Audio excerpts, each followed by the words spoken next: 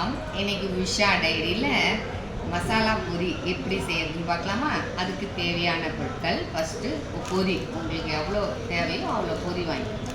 அதுக்கு எடுத்தாப்புல கேரட் ஒரு கப்பு துருவினது, வெங்காயம் பொடிசாக நறுக்கி வச்சுருக்கேன், தக்காளி, கொஞ்சம் கருவேப்பிலை, கொத்தமல்லி.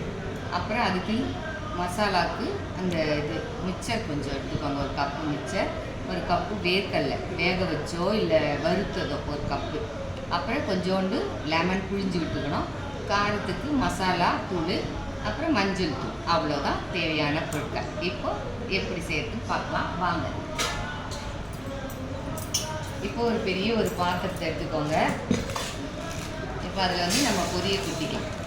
உங்களுக்கு எவ்வளோ தேவையோ அவ்வளோ பொரியை குட்டிட்டு அதில் இப்போ ஃபஸ்ட்டு நம்ம எல்லாம் பொரியை குட்டிக்கலாம்.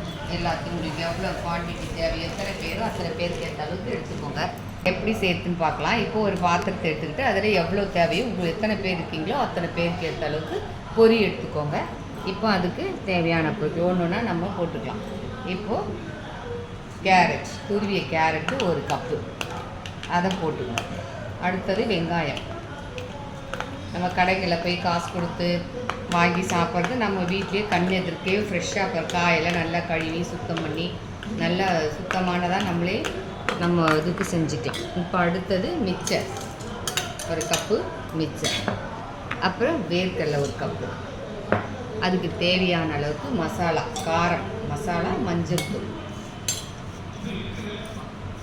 இப்போ ஒரு துண்டு லெமனை நான் பிழிஞ்சு விட்டுக்கிறேன். அவ்வளோதான். இப்போ நல்லா கிளறிக்க வேண்டியதுதான்.